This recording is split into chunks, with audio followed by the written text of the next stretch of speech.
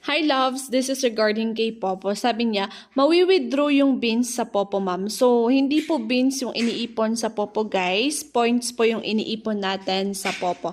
Okay, so sa mga gusto ding kumita sa app na to, ang ginagawa natin dito is nagla-live po tayo, nagtatasking, nag-iipon po tayo ng points para meron po tayong ma-payout. So, ayan, sa mga gustong subukan, no, kasi magto 2 years na kami sa app na to talaga. So, grabe talaga. Matagal yung app na to. So, siguro ano na din siya, ilang bang taon na? 4 years to 5 years na yung app na to. Pero magto 2 years na kami sa September.